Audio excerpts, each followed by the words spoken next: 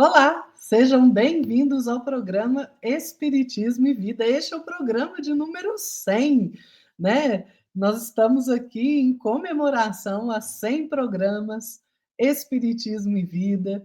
Então, seja muito bem-vindo. É uma alegria tê-lo aqui conosco. Se você não é inscrito aqui no canal, inscreva-se, deixe o seu like, compartilhe o vídeo, claro, se você gostar, né? Porque compartilhando o vídeo com essas mensagens espíritas, a gente faz com que ela chegue a mais corações, corações doloridos, conflituosos, que necessitam de entendimento, esclarecimento e consolo, não é? Então, se você gostou, compartilha, clica no sininho das notificações para você ficar por dentro de todas as novidades que acontecem por aqui e nos acompanhe nas nossas redes sociais, no Facebook e no Instagram. Bom, sempre pedindo, né, ao nosso Mestre Jesus, a sua inspiração, para que a gente faça uma boa reflexão, eu resolvi trazer para nós uma mensagem do Espírito Bezerra de Menezes, que está no livro Espírito da Verdade, Problemas do Mundo, né? Para a gente analisar, refletir aí como anda o mundo e quais são os problemas dele, né? Bezerra de Menezes vai começar essa mensagem dizendo assim: o mundo está repleto de ouro. Ouro no solo, ouro no mar, ouro nos cofres, mas o ouro não resolve o problema da miséria. Óbvio que não, né? Quando a gente pensa na questão do dinheiro, a maioria das pessoas ainda vê o dinheiro como coisa ruim, né? Que é um engano. A gente precisa compreender que a gente vive num planeta ainda, né? Aí nesse imbróglio das horas aí de prova, expiação e regeneração, um planeta onde é necessário o antagonismo, contraste, né? Por isso a gente vive numa sociedade onde existe riqueza, pobreza, fama, anonimato, saúde, doença, beleza, feiura, bondade, maldade. Todas essas diferenças que nós vemos, elas existem porque a gente não tem estrutura moral sólida e nem conhecimento espiritual suficiente para compreender essas diferenças, né? Tem gente que pensa assim: vamos pegar o dinheiro do mundo e dividir para todo mundo. Você sabe que uma vez o banco Credit Suisse, né, lá em 2022, ele fez um relatório apontando que se pegasse 1% da população, né, dos mais ricos do mundo, eles detêm 45,6% do patrimônio mundial, quase 50%. Né? Mas que se eles pegassem toda essa riqueza e fosse dividido por todos os adultos do mundo, vocês sabem quanto cada um receberia? US$ 87.000. Pois é.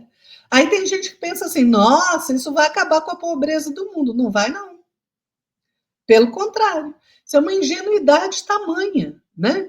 Primeiro, que se a gente pensar pelo lado puramente material, a maioria das pessoas não tem educação financeira para lidar com a forma correta com o dinheiro, né?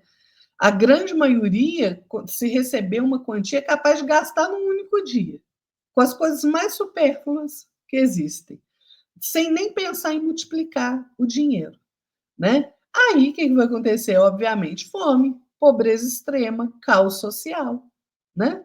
A gente vê as pessoas recebendo o salário do mês já vivendo endividadas, por conta de exagero, por conta de viver além daquilo que recebe, né? Então, onde a capacidade de raciocinar, gente? Dessas pessoas que pensam essa sandice, né? Lá na questão 811, de O Livro dos Espíritos, né? Kardec pergunta: será possível e já terá existido a igualdade absoluta de riquezas? Não, e nem é possível, é a resposta dos espíritos. A isso se opõe a diversidade de faculdades e dos caracteres, ou seja, do caráter de cada um, né?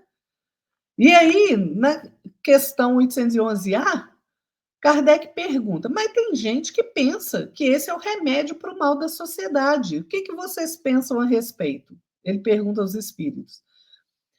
Esses são sistemáticos, são ambiciosos, cheios de inveja, não compreendem que a igualdade com que sonham seria a curto prazo desfeita pela força das coisas. Combatei o egoísmo, que é a vossa chaga social, e não corrais atrás de quimeras. Pois é. Se a gente combatesse em nós mesmos o egoísmo, nós seríamos uma sociedade mais fraterna. E aí a gente não ia ficar preocupando com essas coisas, a gente não ia ver tantas dificuldades, a gente não ia ver tanta miséria, né? E quando a gente pensa pelo lado espiritual, lá na questão 814 do Livro dos Espíritos, né, Kardec pergunta o seguinte: por que Deus a uns concedeu a riqueza e o poder e a outros a miséria? Qual a resposta? Para experimentá-los de modos diferentes. São as experiências que nós temos que passar. E além do mais, dizem os espíritos, são provas, pobreza, miséria, riqueza, provas que nós escolhemos. Por quê?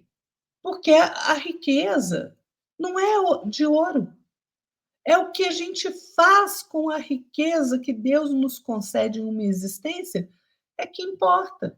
Não é a riqueza em si, não é o ouro em si, não é o dinheiro. É o destino que eu dou ao recurso que o Pai coloca nas minhas mãos, né? Bezerra vai dizer assim: o mundo está repleto de espaço, espaço nos continentes, espaço nas cidades, espaço nos campos, mas o espaço não resolve o problema da cobiça. O que é cobiça? É aquele desejo ardente da gente possuir ou conseguir qualquer coisa, né? Um desejo aí imoderado por bens, riquezas, honras. E a cobiça não é apenas um desejo natural, é um anseio excessivo, descontrolado por algo que não te pertence. E a cobiça ela se manifesta em relação a qualquer coisa que pertence ao próximo. A casa, esposo, marido, os bens materiais, não interessa. O trabalho, o intelecto, não interessa. A cobiça, né, ela com a raiz de outros pecados, como a inveja, o roubo, o adultério, ela leva à insatisfação, né? Por quê? Porque você tem o desejo de possuir aquilo que é do outro, não é seu.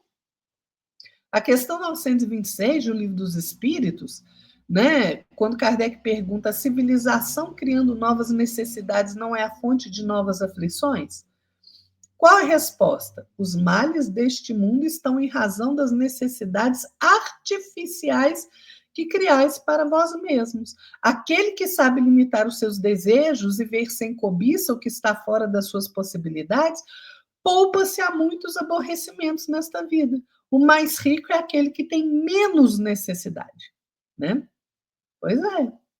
Ah, gente, a verdadeira vitória, gente, não é aquele que conquista o mundo, é daquele que vence o mundo, né? Vencendo a si mesmo, conforme Jesus nos ensinou. Bezerra de Menezes vai dizer: o mundo está repleto de cultura. Cultura no ensino, cultura na técnica, cultura na opinião, mas a cultura da inteligência não resolve o problema do egoísmo, né? Cultura é um termo amplo que se refere àquele conjunto de conhecimentos, de crenças, de costumes, artes, leis, moral, hábitos, né? Hábitos adquiridos pelo ser humano, né, como membro da sociedade. É um conceito central para a compreensão das sociedades humanas e das suas diferentes formas de organização, né, e de expressão. Tudo aquilo que é transmitido de geração em geração, incluindo técnicas, saberes tradicionais, é cultura.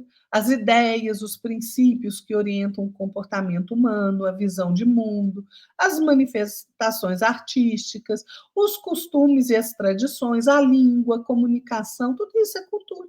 Cultura é fenômeno dinâmico, muda ao longo do tempo, varia de acordo com os diferentes grupos sociais.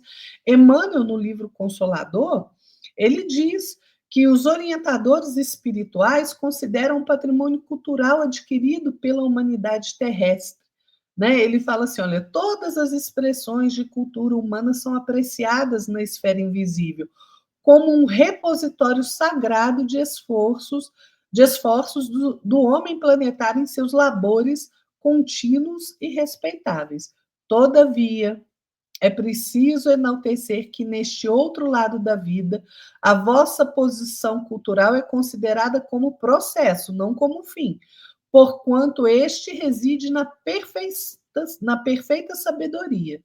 síntese gloriosa da alma que se edificou a si mesmo, né? Essa de Emmanuel continua, ele fala que essa cultura terrestre e a sabedoria, entre a cultura terrestre e a sabedoria do espírito, há singular diferença, que é preciso levar em conta todas essas coisas, é preciso considerar. Né? Então, por isso que quando Bezerra nos diz que a cultura da inteligência não resolve o problema do egoísmo, é porque no contexto do espiritismo, cultura transcende a mera acumulação de conhecimento, né? Abrange o desenvolvimento integral do ser humano, incluindo os aspectos morais, intelectuais e espirituais. É processo contínuo de aprimoramento, né? Então, o problema do egoísmo ele só vai ser vencido com o aprimoramento moral. Diz Bezerra de Menezes, o mundo está repleto de teorias. Teorias na ciência, teorias nas escolas filosóficas, teorias nas religiões, mas as teorias não resolvem o problema do desespero. Teoria, gente, a gente tem para todo lado, né? Nos diversos aspectos aí da nossa vida. Né? A gente tem a teoria na ciência, na filosofia, nas religiões, né? Mas por que será que essas teorias não resolvem o problema do desespero? Né? O Chico nos diz no Evangelho, o Evangelho de Chico Xavier, que o desespero é uma doença. E um povo desesperado, lesado por dificuldades enormes, pode enlouquecer como qualquer indivíduo. Ele pode perder o seu próprio discernimento. Isso é lamentável, diz o Chico, mas pode-se dizer que tudo decorre da ausência de educação, principalmente da formação religiosa. Todos nós passamos aí por dificuldades, não é? A gente tem os nossos problemas, as nossas provas, os nossos desafios. Pode ser dificuldade financeira, desemprego, enfermidade, problema de relacionamento, a morte de algum ente querido. Agora, a gente pode considerá-los como se fossem testes de resistência para o nosso próprio aprimoramento, não é? Então, em algum momento, a gente pode ceder diante dessas dificuldades frente ao desespero. A gente pode ceder ao desespero, né? E o desespero, como diz Emmanuel, é aquela sobretaxa de sofrimento que nós mesmos nos impomos. E isso complica a vida, né? Tem um artigo na Revista Espírita de junho de 1861, o título é Efeitos. Eu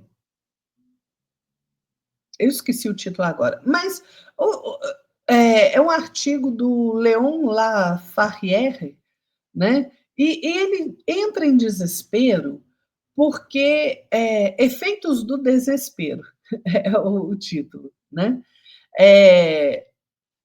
Ele se suicida, né, por conta que a esposa morreu. Ele tem 25 anos, a esposa morre de febre tifoide, ele entra em desespero, vai se deixando levar pela melancolia e acaba por tomar veneno e morrer. Né? Qual era o objetivo dele? Encontrar com a esposa. E ele encontra? Não, não encontra. A gente sabe que não encontra. Né? E aí é dito assim: certamente o senhor Leon acreditava na vida futura, pois Leon Laferrière, né? Pois se matou para ir reunir-se à esposa. Se houvesse conhecido através do espiritismo a sorte que aguarda os suicidas, teria sabido que longe de apressar esse momento de união, esse é o meio infalível de o retardar. Essa é uma das consequências da gente se entregar ao desespero, né? Muitas vezes a gente se vê aí envoltos, né, por nuvens de tempestades, de problemas. Só que a gente se esquece que a tempestade passa. Depois que a tempestade passa, a gente encontra o ar limpo, não é? Então, o sofrimento faz parte do processo de evolução. O que a gente precisa fazer é silenciar o desespero, trabalhar, confiar em Deus, né? Emmanuel fala: não há mal que te alcance se confias em Deus. É isso que a gente tem que fazer, né? Aí Bezerra de Menezes vai dizer assim: o mundo está repleto de organizações. organizações administrativas, organizações econômicas, organizações sociais, mas as organizações não resolvem o problema do crime, né? E não existem inúmeras organizações, né? Existem até organizações criminosas, né? Então, e de todos os jeitos, né? Existem até organizações, gente, que teoricamente deveriam fomentar a paz no mundo, e o que a gente vê é guerra e mais guerra, crime de toda a ordem, insuflado por esses mesmos que deveriam fomentar uma paz no mundo, né? Então, a gente tem que ter cuidado, né? Porque para a gente. Toda essa questão de organizações para isso, para aquilo outro, passa pela nossa chaga da igreja, né? Porque a gente acalenta a miséria, a gente acalenta a cobiça, a gente se entrega à ilusão do plano material, né? A gente promove guerra, a gente promove a loucura, né? O remédio para tudo isso, gente, é o evangelho no coração da criatura humana, né? É o evangelho no coração. O evangelho no coração, né? O Bezerra de Menezes vai nos dizer assim, olha, terminando este texto: para extinguir a chaga da ignorância que acalenta a miséria, para dissipar a sombra da cobiça que gera a ilusão, para exterminar o monstro do egoísmo que promove a guerra, para anular o verme do desespero que promove a loucura e para remover o charco do crime que carrega o infortúnio, o único remédio eficiente é o evangelho de Jesus no coração humano. Sejamos, assim, valorosos, estendendo a doutrina espírita que o desentranha da letra na construção da humanidade nova, irradiando a influência e a inspiração do Divino Mestre, pela emoção e pela ideia, pela diretriz e pela conduta, pela palavra e pelo exemplo. E parafraseando o conceito inovidável de Allan Kardec em torno da caridade, proclamemos aos problemas do mundo: fora do Cristo não há solução, né? Porque é no Evangelho de Jesus que nós encontramos a solução para todos os problemas. Todos os problemas da nossa vida têm solução no Evangelho do Cristo. Qualquer problema do mundo tem solução no Evangelho do Cristo. Então, não nos desesperemos, não nos entreguemos aí ao desânimo, vamos ter boa vontade de caminhar no mundo, por maiores sejam as dificuldades. Não é? Jesus não nos aconselhou, tem de bom ânimo, eu venci o mundo, nós também podemos vencer, se tivermos bom ânimo. Qualquer problema, gente, qualquer problema que nós enfrentamos tem a solução no Evangelho, nos ensinamentos do Cristo. É isso aí. Fiquem todos na paz do nosso Mestre Jesus e até a próxima. Tchau.